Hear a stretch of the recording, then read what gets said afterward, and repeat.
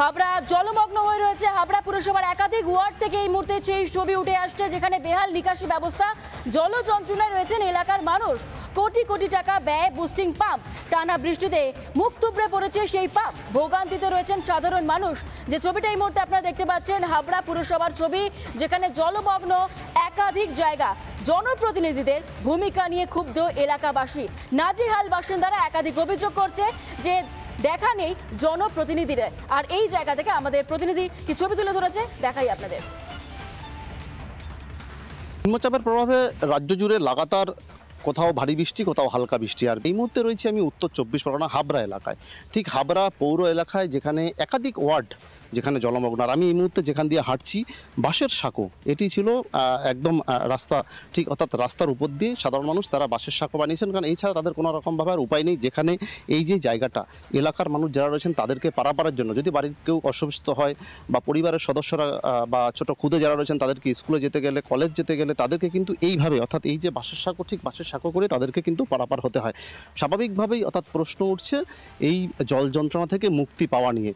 দীর্ঘদিন ধরে সাধারণ মানুষ তারা দাবি তুলেছিলেন, কিন্তু সেখানে দাঁড়িয়ে সরকারের পক্ষ থেকে বুস্টিং পাম্পের উদ্বোধন করা হয়েছিল, বুস্টিং পাম্প তৈরি করা হয়।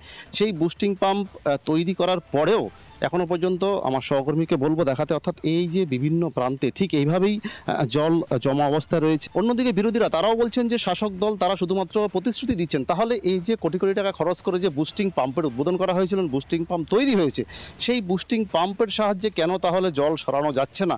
তবে এখন দেখার শেষ পর্যন্ত যে প্রশাসন আদৌ কি শেষ পর্যন্ত পুরোপুরিভাবে ব্যবস্থা নেবে এই জল সরানোর জন্য। উত্তর 24 পরগনা থেকে টিটপ বিশ্বাস, রিপাবলিক বাংলা। টিটপ আমাদের প্রতিনিধি সেই ছবি দেখালো। জনপ্রতিনিধিদের ভূমিকা নিয়ে ক্ষুব্ধ এলাকাবাসীরা কি জানাচ্ছে শোনাই আপনাদের। 15 দিন ধরে মোটামুটি টোটো, সাইকেল, ভ্যান কিছু চলতে পারছে না। মোটর জলে ডুবে যাচ্ছে, মোটর পুড়ে যাচ্ছে। লোকের এখানকার বাসিন্দাদের খুবই প্রবলেম আর খুবই অসুবিধা চলছে। কারোর কোনো খোঁজখবর নেই, কাউন্সিলরের কোনো খোঁজ নেই। কাউন্সিলর বলে লাভ হবে না। নিচু জায়গায় বাড়ি করছেন কেন? কি বলবো, এটা কোনো কথা? না না, কোনো সাহায্য নেই। এই তো আমাদের অন্য ছেলেপেলে সব মিলে ওই একটা পাম্প বসিয়েছে ওইখানে। বৃষ্টি হলেই কি জল জমে? হ্যাঁ, কারণ এখান দিয়ে তো কোনো ড্রেন নেই, যাচ্ছেও না জলটা। হ্যাঁ, কালকেই চলে এসছে আমাদের ঘরে সাপ, রান্নাঘরে। সেই সাপ তাড়াতে গিয়ে সে মানে কি অবস্থা। এলাকার কাউন্সিলর আছে, উনি একবার আসেনি এদিকে দেখতে।